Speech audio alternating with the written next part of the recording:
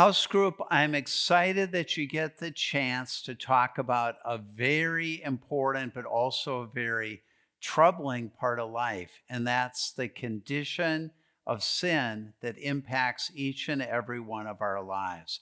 It's real easy to think about sin in the plural, the acts that we do that are wrong, as though they're just sort of, individual actions. What the Bible teaches is that there is a condition or propensity, a disease of sin that affects all of us and impacts everything that we do.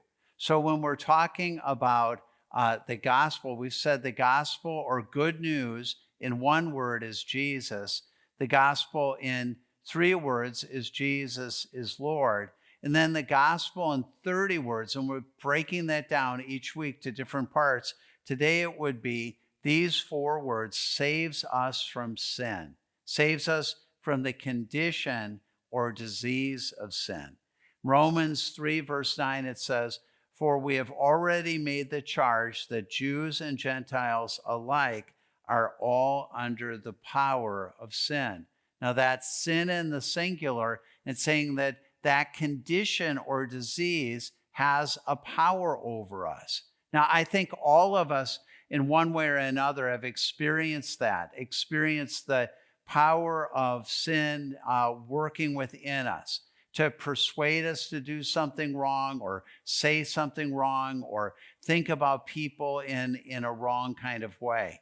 In fact, if you look at a definition of sin, the primary Greek word used for sin just means missing. It's like shooting an arrow at a target and just missing the target altogether. And there's this missingness that is part of all of our condition.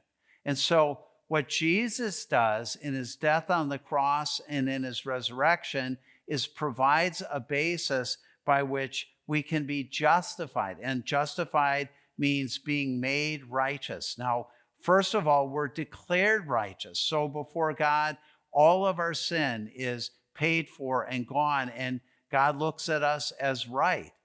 Beyond that, we're transformed into righteousness, where our life progressively takes on more of the character quality of what Jesus is like.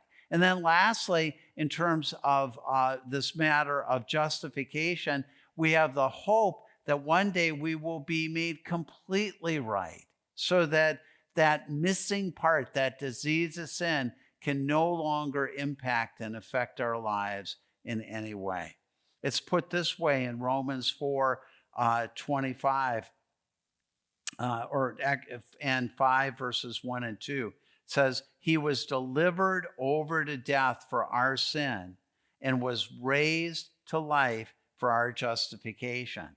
So Jesus accomplishes what no one else could accomplish. And that's to take away the disease of sin and actually allow us to be declared right before God. It says, "Therefore, since we have been justified through faith, we have peace with God through our Lord Jesus Christ, through whom we have gained access by faith into this grace in which we now stand." And what Paul is saying is whenever anyone puts their faith in Jesus, they have a new standing before God that allows them to have peace with God, a flourishing relationship with God. So the stakes when it comes to the matter of sin are just much bigger than most of us ever think or anticipate. So I hope you enjoy talking through that and thinking about all that Jesus has done to provide a real and complete cure for the disease of sin that impacts all of us. Enjoy your discussion.